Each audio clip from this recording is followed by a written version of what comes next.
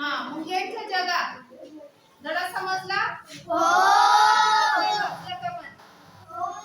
आपण तिथे स्वाध्याय बघूया.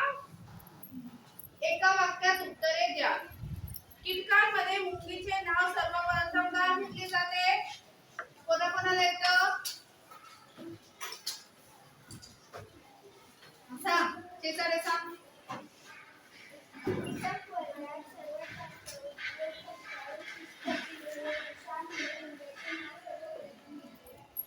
म्हणजे मुंगी ही कशी असते? उद्योगी आहे, कष्टाळू आहे, शिस्तप्रिय आहे आणि हुशार आहे. म्हणून कीटक वर्गामध्ये सर्वात प्रथम कोणाचं नाव घेतलं जातं? मुंग्यांचं. मुंग्या गंधकात केव्हा सोडतात? कधी कधी सोडतात त्या?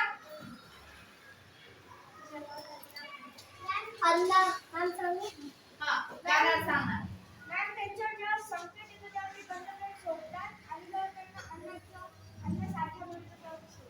अन्नाचा साठा मिळाल्यानंतर व संकट आल्यानंतर मुंग्या हवेमध्ये सगळीकडे गंध करत सोडत असतात.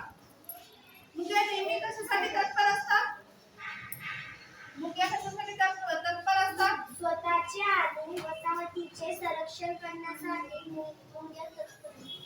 स्वतःचा आणि वसाहतीचं संरक्षण करण्यासाठी मुंग्या काय असतात? नेहमी तत्पर असतात. आणि जर कोणी आला शत्रू तर ते कराडून असा धावा घेत असतात. मुंग्या स्वतःचे व वसाहतीचे संरक्षण कसे करतात? कोण सांगेल? कसं करतात? काय करतात ते? कडकडून चावा घेऊन विषारी गंध करून व शत्रूवर विशिष्ट आम्हालाचा उत्तर द्यायची नाही. पुस्तकात शोधा उत्तर आणि मला सांगायचे. हा, सांगा लवकर. कडकडून चावा घेतात. काही अम्लांचा फवारा सुद्धा त्या करत असतात. पुस्तकात सगळे तुम्हाला शोधले ते सगळे उत्तर द्यायचे. आणि तुम्हाला समजलंय ना जरा पटकन तुमच्या शब्दात उत्तर सांगायची. त्याच्यानंतर वाक्यात उपयोग करा.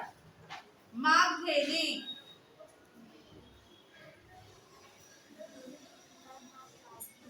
माग घेणे.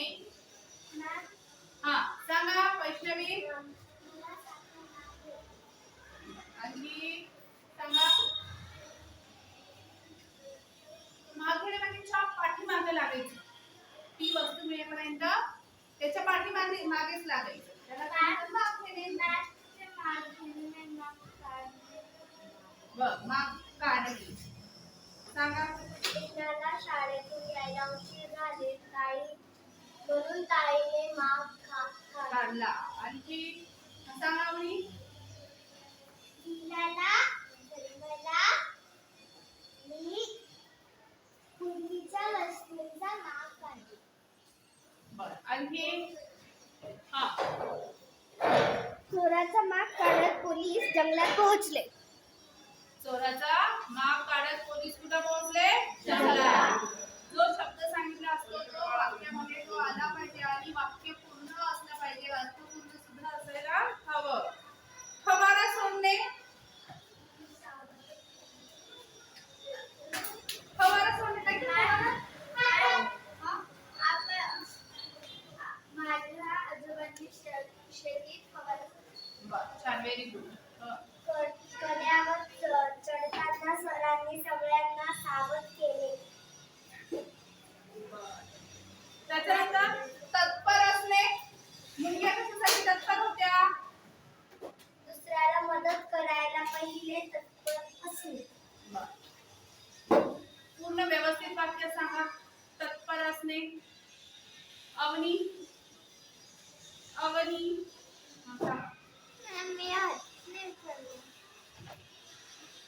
सांगा तत्पर असणे. मुंग्या तयार होणे. हा, तत्पर असणे. मुंग्या त्यांच्या वसाहतीच्या रक्षणासाठी नेहमी तत्पर असतात. Very good. हा, सांगा. माझा भाऊ बाहेर जाण्यासाठी तत्पर नेहमी तत्पर असतो. चला मागच्या सांगा पटपट. हा सांगतात दिवे. वाचनाची पुस्तक घेण्यासाठी मी तत्पर होते. पुस्तक वाचण्यासाठी मी नेहमी तत्पर असते. हा चला सगळ्यात शेवटी हर्षाली. चला पटकन सांगा. कशासाठी तत्पर असते बाळा, तू सांग ना एखादं वाक्य. तत्पर असते. मी नेहमी काय दुकानात जाण्यासाठी तत्पर असते. शाळेत जाण्यासाठी तत्पर असते. म्हणजे तयारीतच असतो आपण. त्याच्यानंतर पळ काढणे. पोलिसांची चाहूल लागताच चोरांनी पळ काढली. बर आणखी पळ काढणे. हा सांगा. जेव्हा आपल्याला मुंग्या चावतात तेव्हा आपल्याला तिथून पळ काढावं. बर आपल्या मुंग्या चावतात तिथून काय करावं लागतं आपल्याला? पळ पळ काढावं काढावं लागतं. लागते. दहा होणे. मॅम जखमेवर औषध लावताना थोडा दाह होणे. दहा होणे म्हणजे काय? त्रास होणे. त्रास होणे. हा.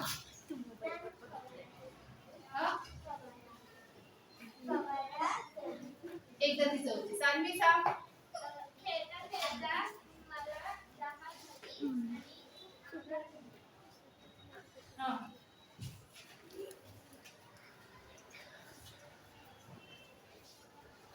एकदा पुन्हा सांग. दहा होणे. खेळता खेळता मी पडले म्हणून मला दाह झाली. आणखी कोण सांगेल? हा, सांग बाळ. खबऱ्या सोडण्याचं सांगू. हवाला सोडणे. हा सांगा. हत्तीने आपल्या सोडलेल्या पाण्याचा खबऱ्या सोडला.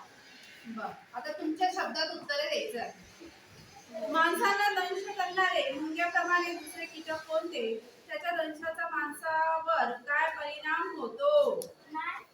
Dengue, malaria, chikungunya. नाही डेंगू, मलेरिया, खेकडा. हा?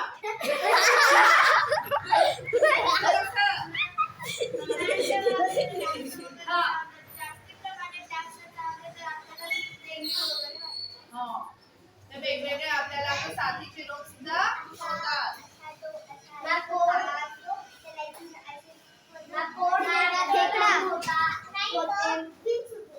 हा.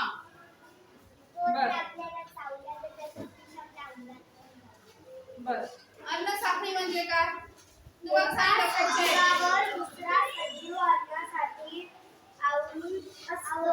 अवलंबूनासाठी जीवन असा रीतीने परस्पराशी साखळीप्रमाणे जोडलेले असतात. म्हणजेच एकमेकांना खाऊन प्राणी आपले पोट भरतात. याच अन्ना साखळी असे म्हणतात. बर. हे तुम्हाला कळालं आता? हो, मॅम. उत्तरे लिहिता येईल? हो मॅम. आता मला या पाठात आलेल्या मुंग्यांचे कोणते गुण आणि किंवा वैशिष्ट्ये तुम्हाला आवडली ते सांगा. कोणते गुण?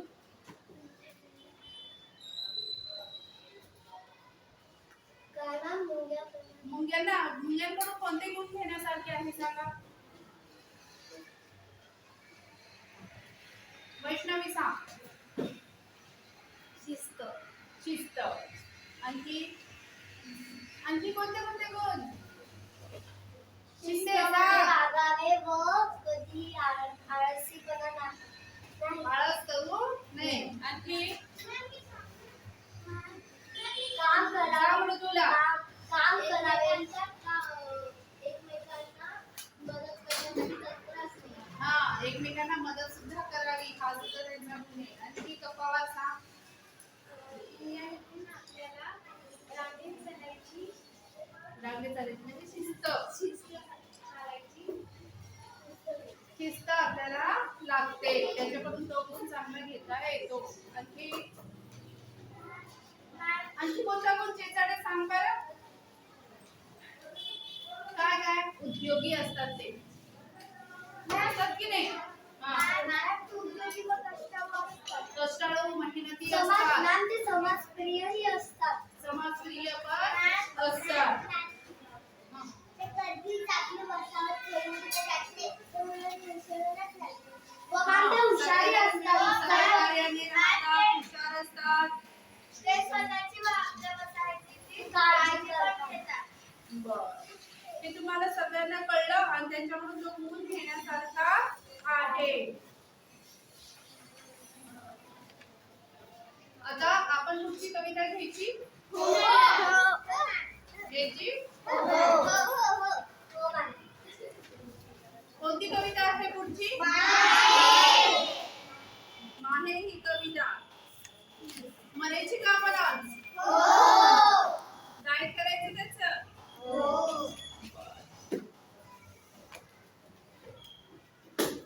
माहे तापी काठची चिकन माती ओटा तरी बांधू ग बाई. तापी काठची चिकन माती ओढा तरी बांधू ग बाई. असा ओटा चांगला तर जात तरी मांडू ग बाई. असा ओढा चांगला तर जाती मांडू ग बाई. असं जात चांगलं तर सोजी तरी दळू ग बाई. असं जातं चांगलं तर सोजी तरी दळू ग बाई. अशी सोजी चांगली तर लाडू तरी बांधू ग बाई. अशी सोजी चांगली तर लाडू तरी बांधू ग बाई. असे लाडू चांगले तर शेल्याच्या पदरी बांधू ग बाई. असे लाडू चांगले तर शेल्याच्या पदरी बांधू ग बाई. असा शेला चांगला तर भाऊ राया भेटू ग बाई.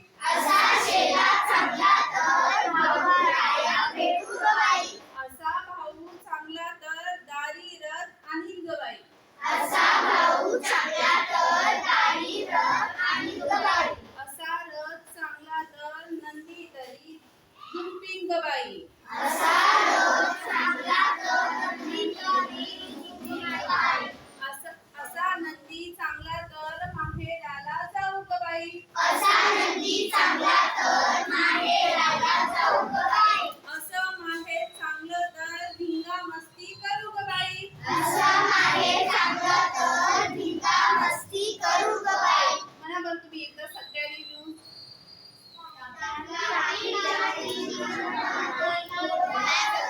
थांबा.